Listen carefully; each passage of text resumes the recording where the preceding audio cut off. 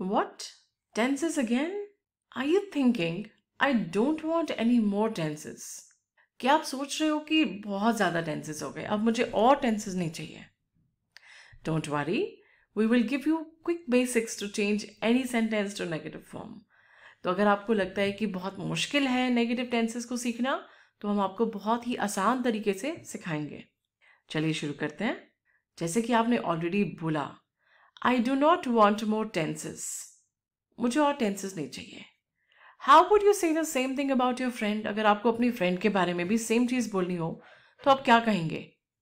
My friend does not want more tenses. और अगर हम आपसे पूछें, did your friend want to learn more about tenses? क्या आपकी फ्रेंड टेंसेस के बारे में और सीखना चाहती हैं? तो आपका जवाब क्या होगा? No, my friend did not want to learn more about tenses. तो देखा कितना सिंपल है नेगेटिव टेंसेस में कन्वर्ट करना।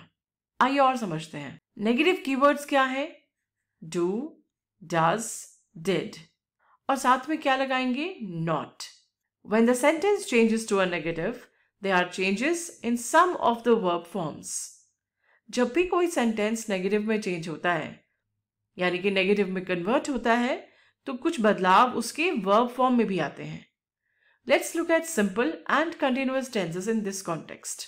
थोड़े से सिंपल और कंटिन्यूअस टेंसेस को देख लेते हैं इस विषय में। अगर प्रेजेंट टेंस है तो सिंपल में क्या आएगा? आई, दे, वी, यू, गो। तो यहां पे हमने गो लगाया। शी, ही, इट आपने पहले सीखा था टेंसेस में, यहां पे हमने गोज लगाया। और अगर कंटिन्यूअस में है तो आई एम गोइंग, क्योंकि इसमें हमने आईएनजी लगाया। He, she, it is going, they, you, we are going. लेकिन अगर इसी सेंटेंस को हमें नेगेटिव में कन्वर्ट करना हो तो हम क्या करेंगे? I, they, we, you did not go, तो हमने यहां पे लगाया did not. He, she, it does not go. अभी आई, दे, वी के और यू के केस में हम लोग डिड यूज करेंगे, लेकिन ही, शी, इट के केस में हम लोग डज यूज करेंगे। कंटिन्यूअस फॉर्म है तो क्या होगा? आई am not going, he, she, it is not going. हमने पहले सीखा ही है कि आई के साथ में एम, ही, शी, इट के साथ में इज, दे, वी, यू के साथ में आर। हमने सिंपली यहां पे क्या लगाया? Not going. फ्यूचर टेंसेस में क्या करेंगे? आई विल गो, ये सभी के लिए सेम है। आई विल बी गोइंग, तो यहां पे हमने बी लगाया। अब अगर फ्यूचर टेंस हमारा नेगेटिव में है तो क्या करेंगे? आई विल नॉट गो, वो सेम होगा सभी के लिए। कंटिन्यूअस में I will not be going, सभी के लिए अगेन सेम रहेगा। पास्ट टेंस को भी देख लेते हैं। आई वेंट सबके लिए सेम था। I, she, he, it was going, they, we, you were going. और अगर नेगेटिव होगा तो क्या करेंगे? आई डिड नॉट गो, सभी के लिए same. I, she, he, it was not going, they, we, you were not going. तो बस हमें ध्यान जो रखना है वो रखना है हमें वॉज का और वर का। बाकी नॉट का प्रयोग करके हम किसी भी सेंटेंस को नेगेटिव में कन्वर्ट कर सकते हैं। In case of present continuous, I am going becomes I am not going. The boy is going, the boy is not going. The students are going, the students are not going. So not simply fits in to make it negative. तो not क्या करता है? वो simply auxiliary verb के बीच में और main verb के बीच में फिट हो जाता है, और उसके बाद वो जो सेंटेंस है वो नेगेटिव बन जाता है। थोड़े एग्जाम्पल देखते हैं और। They will be going, they will not be going. She will be going, she will not be going. We were going, we were not going. I was going, I was not going. बहुत simple है। आगे देखें।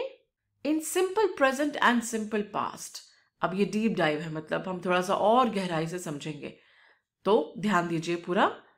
The word not is not an independent word, it has to be supported by a verb. अब not जो है वो कोई independent word तो है नहीं, उसके साथ में एक ऐसा वर्ब हमें सपोर्टिंग के लिए लगाना पड़ेगा जिससे कि उसका मतलब या उसका जो मीनिंग है वो उभर के आ सके।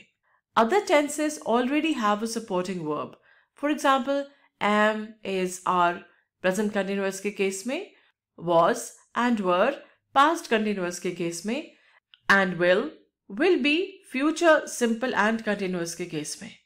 So, not simply gets added between the auxiliary verb and the main verb. As simple and simple past have only one verb, we add the supporting verb do or does for the simple present and did for the simple past. आप जानते ही हैं कि जो present tense है और जो simple past tense है उनमें एक ही verb होता है. तो हम क्या करते हैं, हम एक सपोर्टिंग वर्ब लगाते हैं, यानी कि डू और डज किसके लिए लगाते हैं, सिंपल प्रेजेंट के लिए, और सिंपल पास्ट के लिए हम लगाते हैं डिड. ठीक है, देखते हैं कि सिंपल प्रेजेंट का कैसे बदलाव होता है. आई स्टडी, ही स्टडीज को अगर हम नेगेटिव सेंटेंस बनाएंगे तो आ जाएगा I do not study, he does not study. Negative takes the words do not and does not as per the pronoun. अब जो भी प्रोनाउन होगा उसके हिसाब से डू नॉट या फिर डज नॉट लग जाएगा. Main verb now becomes the basic verb and the auxiliary verb do और does changes as per the pronoun. I, they, we, you take do. He, she, it takes does.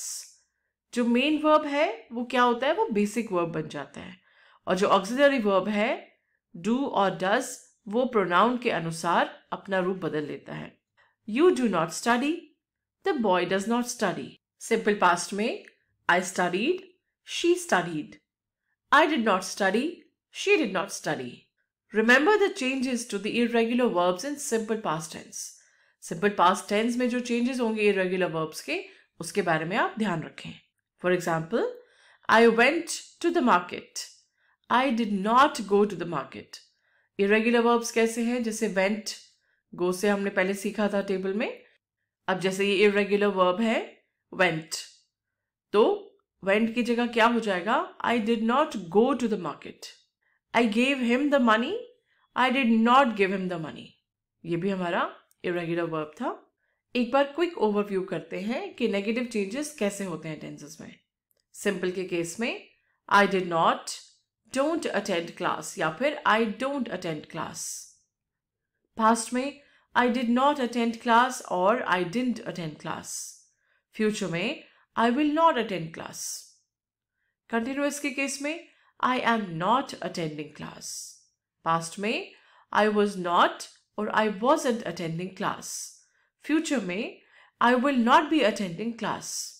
Perfect के case में I have not attended class और I haven't attended class.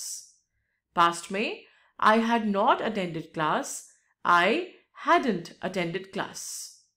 Future में I would not have attended class. अगर perfect continuous है तो I have not been attending class, I had not been attending class. और future में I would not have been attending class. Note that in the perfect and perfect continuous, when there are two auxiliary verbs, the word not comes after the first auxiliary verb. इस बात का ध्यान रखें कि जब भी कोई perfect या perfect continuous tense है और हमारे पास दो auxiliary verbs हैं, जो not है word, ये not word जो पहला auxiliary verb है उसके बाद आएगा. Now, you cannot say I do not understand negative tenses. Because I'm sure now you do. अब आप ये नहीं कह सकते कि अब मुझे नेगेटिव टेंसेस समझ नहीं आए, लेकिन अब आप कह सकते हैं कि अब मैं नेगेटिव टेंसेस को समझती हूँ.